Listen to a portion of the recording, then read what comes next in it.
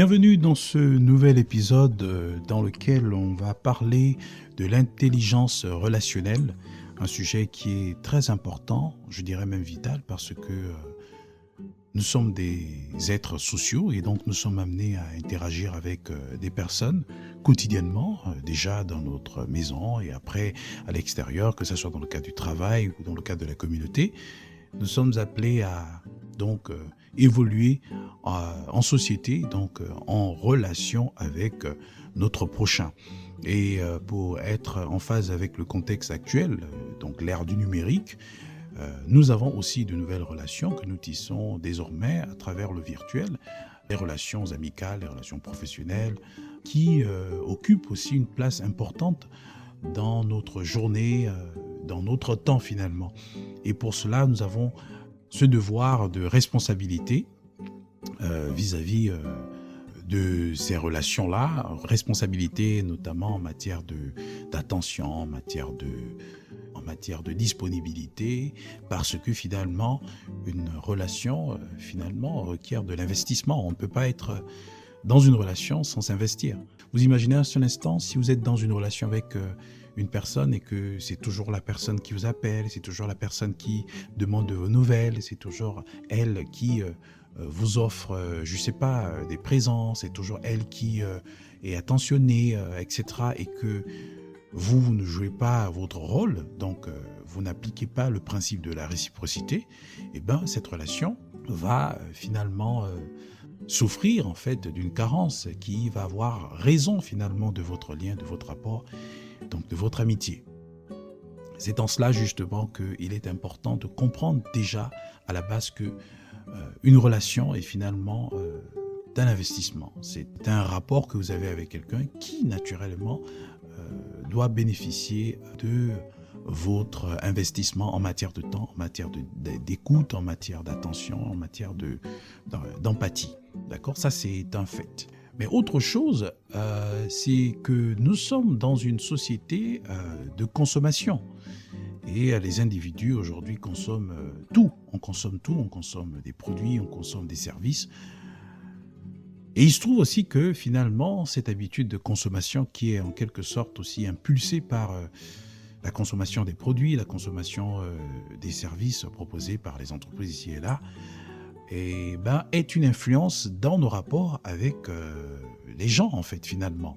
On a l'impression qu'on consomme aujourd'hui des relations. Et consommer veut dire que l'on s'attend à obtenir un plaisir ou une satisfaction après consommation. Donc ça veut dire que l'on est toujours plus ou moins dans une posture d'attente, dans une posture de réception. On veut recevoir de la part des autres. On veut obtenir une faveur, on veut obtenir quelque chose qui va finalement nous être bénéfique. Et donc, pour cela, on peut facilement céder à ce caprice de la passivité dans nos rapports avec les gens. Il n'y a qu'à prendre, par exemple, nos habitudes de consultation sur les réseaux sociaux. En général, qu'est-ce qui se passe ? On peut être assis sur notre canapé ou bien allongé sur notre lit, on a juste le téléphone et on scrolle. Donc, on fait passer le fil d'actualité de la page de la personne ou de la célébrité ou de l'influenceur ou du youtubeur ou du tiktoker, je ne sais pas trop, ou du facebooker auquel nous sommes abonnés. Et donc, on va juste scroller, on va passer le fil et on peut rester là des heures et des heures et des heures sans rien faire et s'attendre à justement recevoir un certain plaisir. Donc, naturellement, notre dopamine, donc la dopamine est engagée et donc notre système, on va dire, émotionnel, donc nos émotions sont vraiment mises en avant et donc on a du plaisir qui finalement dépend plus ou moins de nous, c'est-à-dire qu'on a le choix de sélectionner ce qui peut nous procurer ce plaisir et donc cette satisfaction-là. De nos jours, j'ajoute vraiment de nos jours, et ça c'est terrible, on veut que les autres nous servent, on veut que les autres nous apportent un certain bonheur, un certain plaisir de par les sollicitations qu'on peut leur adresser, d'accord ? On peut solliciter leur aide, on peut solliciter leur disponibilité, peut-être aussi pour nous écouter, parce qu'on a des choses à dire, parce qu'on veut se livrer, parce qu'on veut s'ouvrir. Et on veut un peu extérioriser certaines difficultés ou certaines peines que nous avons, ça peut arriver, mais on a besoin d'une personne, on a besoin des personnes pour nous écouter. Et donc, on peut, sans se rendre compte, abuser, d'accord, de nos relations parce que derrière nous, il y a un fond de musique de consommation. Il y a un fond de musique d'habitude de consommation. Et on peut généralement se servir des gens comme, justement, des objets ou comme des appareils qui peuvent nous produire, nous fournir du plaisir autant que les réseaux sociaux. Voilà. Et ça, c'est un mal aujourd'hui que vraiment la société capitaliste dans laquelle nous sommes est en train de répandre. Elle est en train d'avoir raison, finalement, ce système est en train d'avoir raison des relations. Et ce, à tous les niveaux, hein, amical, professionnel, mais aussi et surtout même romantique. Enfin, je dirais pas romantique, mais oui, romantique, je pourrais dire. Des relations amoureuses. Pourquoi ? Parce que aujourd'hui, on veut que l'on puisse nous satisfaire. On est plus en position de réception. On est plus en position de receveur ou de receveuse. Et ça, c'est un problème. Parce que l'ego est mis en avant. Parce que l'égoïsme, justement, est promu indirectement hein, ou directement, ça dépend. Donc, finalement, c'est le moi. Mon, ceci, me faire ceci, mais ceci, moi, mon, ma, moi, moi. Vous imaginez un seul instant? Une semaine, moi. Un mois, moi. Un semestre, moi. Un trimestre, un semestre, une année. Et des années, moi. Nous sommes éduqués à penser qu'à soi-même, en fait, qu'à nous-mêmes. Et donc, lorsqu'on ne se défait pas de cela, dans toutes les relations que nous allons avoir, on va avoir naturellement ce penchant à incliner les choses toujours en notre faveur. Or, la relation, si vous avez lu le livre de dévotionnel inspiré de Vital, je parle vraiment de ces principes vitaux en fait en ce qui concerne les relations. L'amour, le respect, la réciprocité dans les relations. La réciprocité, j'ai déjà abordé un épisode dans ce sens-là. On peut perdre une très bonne relation parce qu'on manque de sens de réciprocité. On n'est pas réciproque dans ce qu'on fait. Et parfois, on manque d'amour parce que l'amour consiste à donner. Souvenez-vous, car Dieu a tant aimé le monde qu'il a donné son Fils unique afin que quiconque croit en lui ne périsse point, mais qu'il ait la vie éternelle. Dieu a tellement aimé le monde qu'il a donné. Son amour a été tellement grand que cela lui a poussé à donner. Vous imaginez ? Il n'y a rien d'externe à Dieu qui a motivé Dieu à nous donner son amour, à nous donner son Fils unique, à nous donner le salut, à nous donner la guérison, à nous donner la vie éternelle, à nous donner la paix, à nous donner la joie, à nous donner le bonheur, à nous donner la santé. Rien de nous. C'est la raison pour laquelle c'est pas par les œuvres que nous sommes sauvés, ce n'est pas par ce que nous faisons, c'est par grâce que nous sommes sauvés par le moyen de la foi. C'est la grâce que Dieu nous a faite. C'est une faveur imméritée. Parce que la seule explication qui peut justifier l'amour de Dieu à notre égard, la grâce de Dieu à notre égard, c'est lui-même, c'est son amour, c'est son fonds propre. Dieu nous a aimés et son amour l'a poussé à nous favoriser dans le bien-aimé. Donc, les relations humaines, à mon sens, et selon la Bible, je pense, parce que lorsque je dis à mon sens, c'est à la lumière de la parole de Dieu, parce qu'aujourd'hui je vis selon la parole de Dieu, ces relations doivent être basées sur un principe d'amour. Un principe d'amour, d'abord, c'est la base. On doit être en position de donneur et non de receveur. Je sais que ce n'est pas facile parce que notre culture, la culture de la survie, la culture de la consommation, nous éduque à toujours et à vouloir toujours recevoir des autres d'abord. À toujours et à vouloir toujours Regardez à son intérêt. Regardez à ce qui nous est bénéfique d'abord. La Bible nous dit pourtant que chacun de vous, au lieu de considérer son propre intérêt, considère aussi celui des autres. La Bible est sage, d'accord, enfin, Dieu est sage. Il ne dit pas qu'il considère seulement l'intérêt des autres, mais il considère aussi. Donc ça veut dire qu'il n'y a rien de mal à considérer ses intérêts parce que c'est très important. Dire le contraire ou affirmer le contraire serait une hypocrisie de ma part. Et ce n'est pas du tout biblique. Non, on doit penser à soi-même, c'est très important. Mais on doit aussi penser aux autres. Et je pense qu'on doit d'abord penser aux autres et ensuite penser à soi-même. Ou faire les deux en même temps, mais le faire de façon sincère, de façon vraiment investie, avec le cœur, par amour. Ça, c'est ce qui doit régir les relations. Si dans votre relation, et ce quel que soit, comme je disais tantôt, amoureuse, amicale, professionnelle, si l'amour n'est pas au centre, même si dans le cas professionnel, il y a un peu une particularité, mais bon, j'ai déjà abordé le sujet du bonheur dans le cadre professionnel ou bien les relations professionnelles. Je crois que j'ai abordé déjà ce sujet. Mais de façon générale, l'amour doit être au centre. Parce que lorsqu'on est dans une posture d'amour, eh ben, on n'est plus dans la logique d'attendre en retour. Parce que aimer, c'est aimer, sans rien attendre en retour.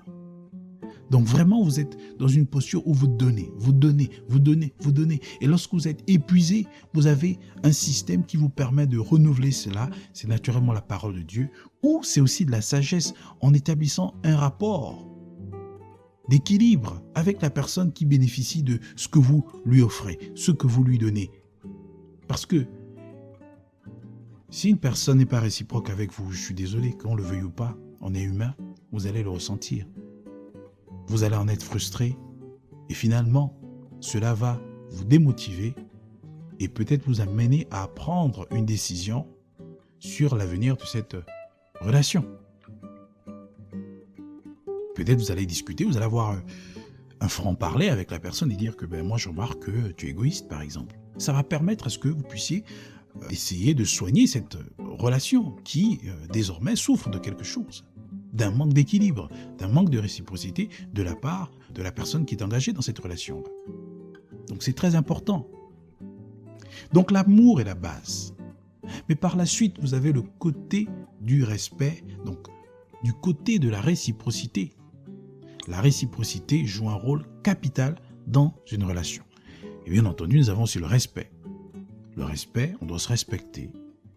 Mais je pense que lorsqu'on est réciproque dans tout ce qu'on fait, le respect s'applique de fait. Ça, c'est très important. Donc vraiment, pour résumer un peu ce que j'ai dit, les relations aujourd'hui, si elles deviennent toxiques, pour lâcher le mot, c'est parce que nous avons déconsidéré certains principes fondamentaux. Le principe par excellence, c'est l'amour. Par la suite, le principe de la réciprocité, du respect. Cela va nous aider à contourner finalement les exigences que la configuration relationnelle du moment ou de ce siècle nous impose. C'est-à-dire que on veut voir les uns et les autres comme des produits ou comme des services qui doivent nous servir, qui doivent nous procurer du plaisir, du bien, du bonheur. Non. Lorsqu'on est une personne heureuse, on pense d'abord à apporter du bonheur aux autres et non pas à en recevoir, parce que on est rempli de la vie de Dieu. On est rempli de cette joie, on est rempli de cette paix, on est rempli de cette liberté. On a la bonne santé par la grâce de Dieu et on est des personnes accomplies, c'est-à-dire qu'on se réalise, on a des projets, on se fixe des objectifs, on met en place des stratégies pour les atteindre et finalement, à chaque fois qu'on les atteint, on se sent, on a une forte estime de soi. Cette fois-ci qui est animé par l'humilité, je ne parle pas d'une forte estime de soi qui est démesurée, qui est animée de l'égoïsme et du narcissisme tel que je l'aborde, quasiment dans certains de mes ouvrages, tels que À cette allure ou même dans le livre Vital, et même dans celui de La joie de vivre. Je parle ici vraiment de l'estime de soi de façon digne. Quelque chose que vous avez mérité parce que quelque part, vous l'avez fait de façon digne, honnête et juste. Ce n'est pas en contradiction avec les valeurs présentées dans la Bible. Donc ça, c'est très important. Vous êtes épanoui parce que vous réalisez. Vous avez des projets. Et je vous assure, c'est un peu la même sensation qu'un auteur ressent lorsqu'il est au bout d'un projet d'écriture. Lorsque le livre est publié et que des personnes viennent à apprécier cette œuvre. Mais c'est un sentiment de satisfaction profond, unique, parce qu'on se dit tout ce temps investi pour pouvoir finalement expérimenter cette fin, c'est que du bonheur en fait, c'est un plaisir immense. C'est mérité parce que vous avez investi de votre temps, de vos compétences, de votre énergie, de vos finances pour faire du bien aux autres. Parce que, une fois de plus, en tant qu'écrivain, je le dis, je ne suis pas juste un auteur, je suis un écrivain. Je le fais depuis des années, j'écris. Je suis un penseur aussi. Donc à travers ce podcast, je vous partage mes valeurs, je vous partage mon système de pensée, mes croyances, mes convictions aussi. Je dis toujours que si une personne écrit un livre, c'est qu'elle a quelque chose d'important à partager. Et si une personne, naturellement, le lit, c'est qu'elle a quelque chose d'important à apprendre. Et si on apprend, c'est parce qu'on veut entreprendre, c'est parce qu'on veut changer, c'est parce qu'on veut prendre des décisions, c'est parce qu'on veut faire des choix, c'est parce qu'on veut faire des sélections qui vont nous permettre d'expérimenter la réalité du bonheur. Et comme je le dis toujours, le bonheur, c'est un état, c'est pas une posture, c'est pas une position, c'est pas une possession, c'est un état de paix d'abord. Parce que sans la paix, on ne peut rien faire. C'est un état de liberté, liberté de penser, de se comporter, d'agir, d'interagir. C'est un état de bien-être, on est bien dans sa peau. Mais par-dessus tout, je ne dirais même pas par-dessus tout, parce que tout se complète et tout est lié. Chaque élément est aussi important que les autres. Et donc le dernier, c'est l'état, la capacité de se réaliser, de s'accomplir. Parce qu'une personne qui ne se fixe pas des projets, qui ne crée pas des choses, qui ne se fixe pas des objectifs, elle ne peut pas être heureuse. Elle va être limitée quelque part. Elle peut être en paix, elle peut être libre, elle peut être en bonne santé, mais si elle ne se réalise pas, elle sera frustrée. Elle va voir des personnes autour d'elle se réaliser. J'ai pas envie de dire avancer parce qu'on n'est pas en concurrence, mais elles vont voir les personnes se réaliser. Réaliser des choses, accomplir des choses. Et malheureusement, ça va exposer à la tentation de la jalousie, à la tentation des complexes, à la tentation de la peur, de l'anxiété, de l'insécurité. Pourquoi ? Parce qu'elle ne se réalise pas. C'est en cela que je pense qu'il est important de déconsidérer tout ce qui fait vraiment obstacle à l'expérimentation de la réalité du bonheur dans nos relations pour véritablement le vivre et en être un ambassadeur là où nous nous trouvons. Donc c'est très important, les amis, dans nos relations de faire très attention. Toutes les relations toxiques qui font obstacle à votre bonheur, vous devez vous en défaire. Avant de vous en défaire, usez de sagesse, interpellez. Soyez franc, soyez sincère, soyez honnête, discutez, soyez juste. Et si rien ne semble se régler, à partir de cet instant, prenez une décision salutaire, sage, qui va vous permettre véritablement de faire de vous une personne heureuse, parce que vous aurez défait de vous, de votre cercle, quelque chose qui ne vous est pas salutaire. Que Dieu vous bénisse.